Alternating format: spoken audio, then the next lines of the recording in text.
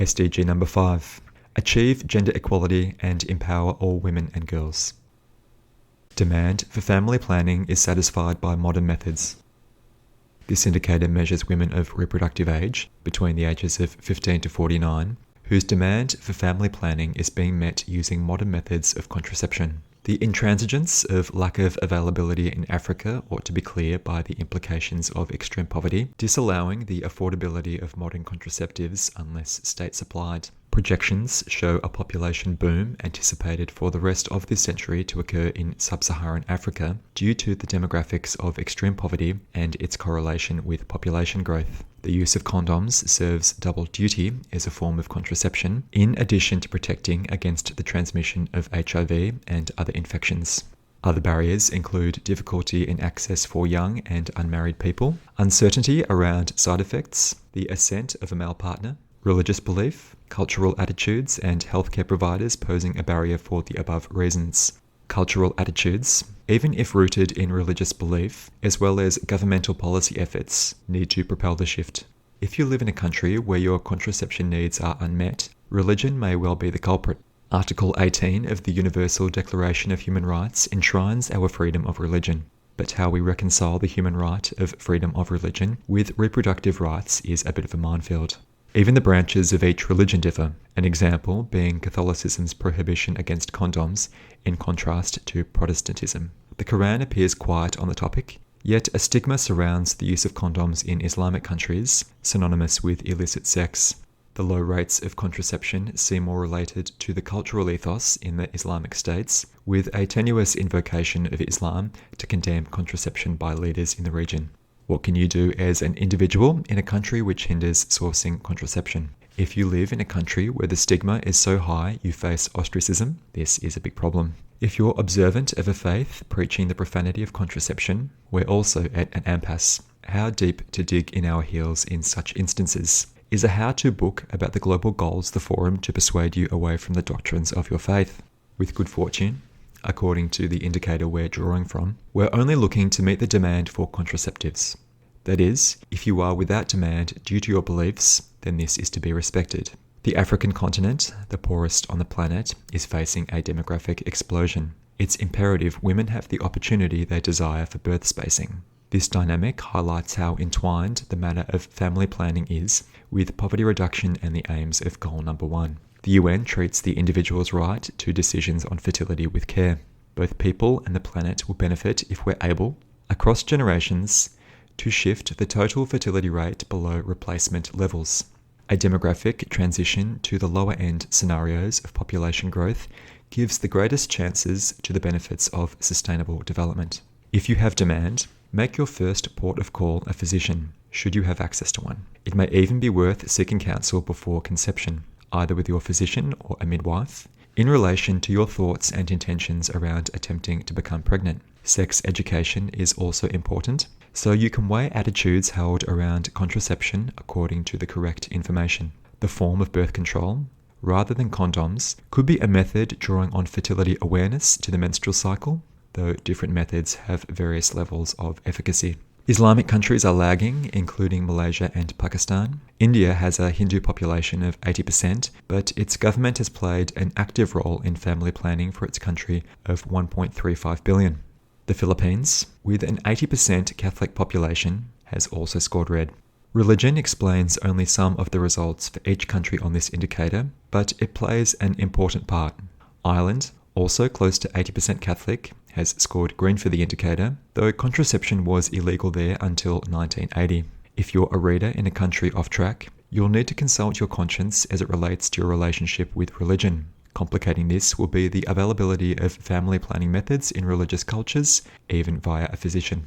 Males in partnerships or marriages, whether planning to have a family or not, may also play a forceful position, which a reader may feel at the mercy of, complicating matters further. This is where the importance of goal number 5 comes to the fore.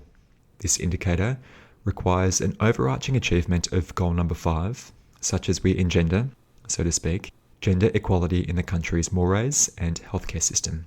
The decision of the woman in a partnership or marriage ought to be of equal grounding respective to the male partner or husband. Serbia offers an example of impeding the issue of family planning in a middle-income country on the European continent. Serbian gynecologists still appear to struggle to have moved away from a culture whereby they have undergone abortions themselves at a rate of 61%. 37% of Serbian gynecologists practice coitus interruptus as a contraception method, or no method at all. 51% were unwilling to prescribe the combined oral contraceptive pill to girls under 18, and 76% advised women against using the pill for more than 2 years. If this reflects the personal practices of a decent portion of Serbian professionals, experts in their field, unable to draw upon modern knowledge, what hope can there be for the general population? I hope you have affordable access to condoms, either purchased retail or offered by a health organisation. In summary, for OECD country readers, affirm your annual commitment to give 0.7% of your gross income as aid, aiming for 100% demand for family planning satisfied by methods for females aged 15 to 49 by 2030. For readers in countries off track, reduce any barriers preventing women from accessing family planning. Ratio of female to male mean years of education received. This indicator compares the average years of education for women over 25 years old compared to their male counterparts. The aim is by 2030 for the ratio of years of education to be on equal footing for both sexes. The Universal Declaration of Human Rights, the definitive distillation of universal morals for the world's populace to live up to, enshrines the right to education. Upholding a basic human right alone ought to be reason enough to educate girls. In girls' education, we hold among the greatest drivers of actualizing SDG number 1. Many societies have marginalized the value of women in their societies, whether due to tradition or religion. If the choice between educating a boy or a girl is a decision a household is facing in low-income countries, the choice often falls toward the boy, hindering the girl's prospects of income generation later in life. Many of these same societies see it fit to marry off girls at an early age instead of allowing them to work or giving them the gift of education. After marriage comes babies, some of which will die, hence more babies follow to hedge this tragic bet. Affecting their ability to build upon and invest in the livelihoods of vulnerable mothers is the short cycle between the high fertility rates, coupled with the high infant mortality rates and high maternal mortality rates. If we educate girls rather than marry them off young, the primary and secondary schooling gender gap would narrow in the developing world. After a girl graduates high school, they have the prospect of tertiary education and increased power to seek employment and earn a living wage in the labour market. She'll delay marriage and childbirth, have more power in the household, as well as more power in society at large due to their earning potential. This couples with what is understood to be a woman's sounder managing of household finances in the developing world. The fertility rate drops. The infant mortality rate drops. The pace of population growth decreases. The rate of personal savings rises, allowing for greater personal investment and investment in a woman's enterprise, which she now has the confidence to conduct. It may even be possible for the taxable income of the population to rise enough for the government to use any tax revenues received to invest further, creating more opportunities to lift others out of extreme poverty. Imagine half a society's labour market left unused, one entire gender marginalised for either traditional, religious, or societal reasons. How could such a society expect to prosper, to get ahead? Since the 1980s, China has pulled an overwhelming proportion of its enormous populace from extreme poverty. How? One of the key drivers was the empowerment of women, educating and entrusting them as the valuable members they are of the workforce driving an economy. Educating a girl is the clearest path to lift 700 million from extreme poverty by 2030. Take it from former UN Secretary-General Kofi Annan. Quote, "Study after study has taught us that there is no tool for development more effective than the education of girls and the empowerment of women.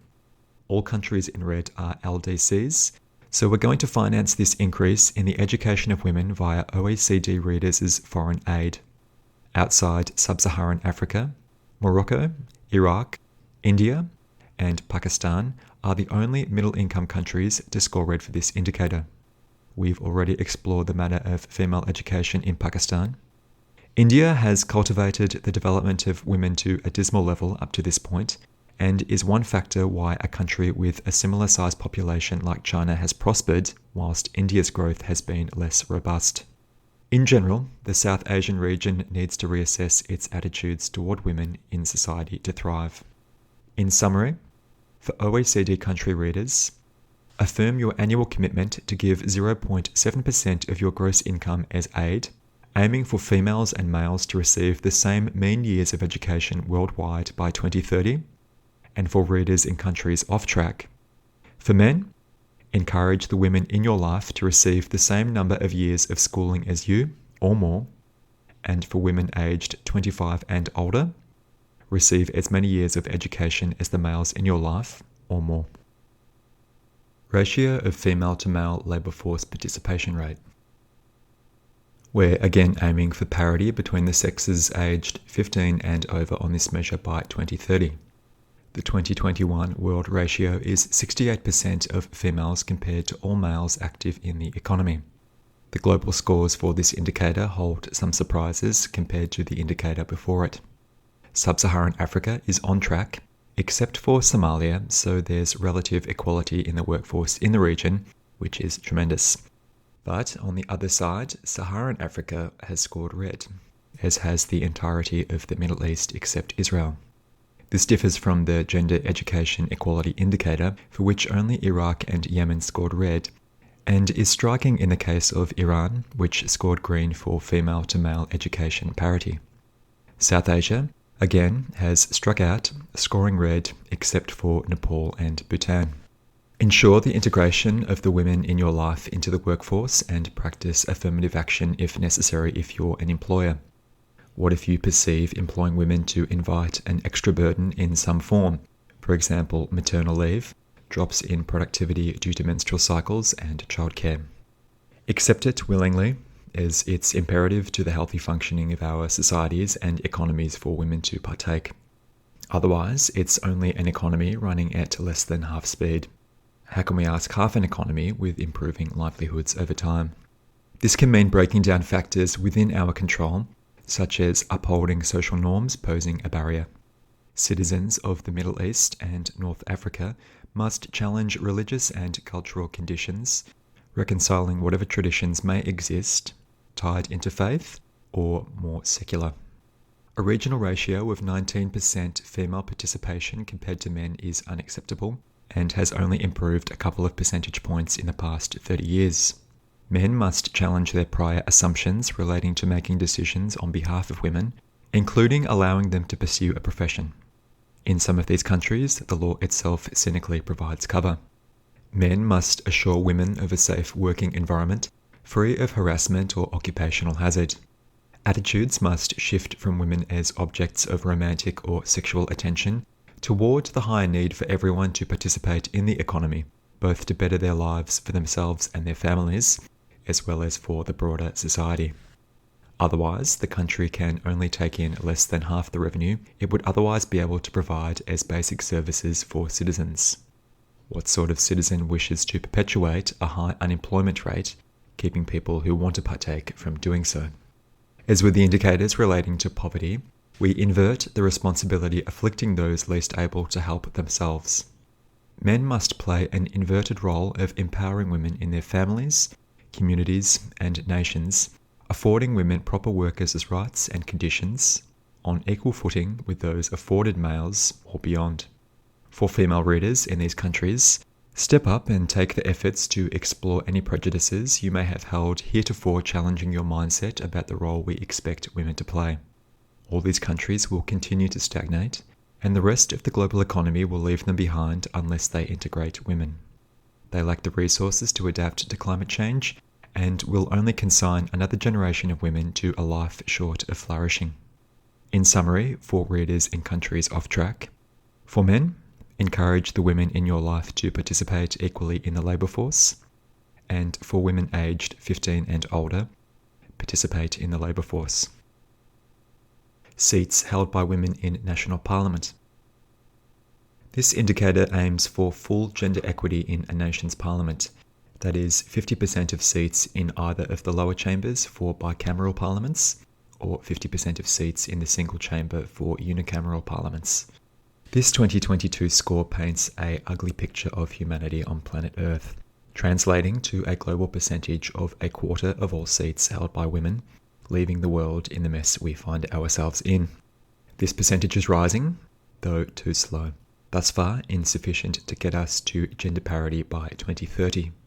Whether male or female voters vote for these seats, we need to get over our perceptions of gender roles and elect more women to the national parliament. As of 2015, all UN member states now allow women's suffrage. The word patriarchy seems an inflammatory word in modern parlance, yet the data for this indicator disallows us from any other conclusion until we achieve full gender parity. What to do? Voting for female candidates is the most basic conclusion, but it's more complicated. What if your political leanings or ideology differs from the gender of the candidate on the ballot?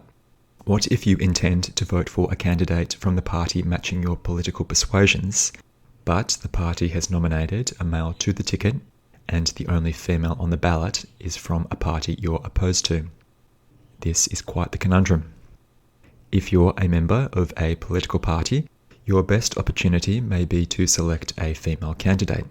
If any reader within their country can support a quota for their national parliament, I'd encourage this. If you're a woman reader, consider running yourself. Males must take a proactive approach to move past attitudes long past their use-by date and prioritise the full participation of women to lead. It's indisputable we're in deep shit around the world. There's little room to infer why this is, as there's a big common denominator staring at us right in the face: male leadership. I am one, so I'm comfortable and confident to say males are hunting, raping, pillaging creatures at heart, predatory and craven. Why dispute this? Put a monkey in a tuxedo, he's still a monkey. Put a man in a tuxedo, the genetic difference between him and a chimp is 1.2%. Males are pigs, a grave insult to the poor swine. Vote for a woman. We males should be relegated to lifting heavy objects. Let the women run the show. It's our only chance. In summary, for readers in countries off track, vote for women in national elections, aiming for women holding half the seats of national parliament. Gender wage gap. This indicator measures the difference between median wages of full-time and self-employed women compared to males, with a 2030 aim to reduce this gap to zero, thus gender parity for wages. The 2022 data shows an OECD total of an 11.7% gap in wages between the sexes, South Korea standing out with 31.1%. Adjacent Japan is also far off track, as well as Israel and Latvia. If you live in these countries, or those scoring orange, how do you remedy this? The males have a responsibility to females, but what about female readers in these countries? Negotiate a wage increase above the male median wage in your country, or the equivalent whilst self-employed, if you feel you have the leverage. What if you're a male business owner or manager? I'd suggest affirmative action in the form of increasing the wage of female employees by the percentage of your country's gender wage gap, appropriating this amount from the wages of male colleagues. Males could or should practice this where equal opportunity laws allow it.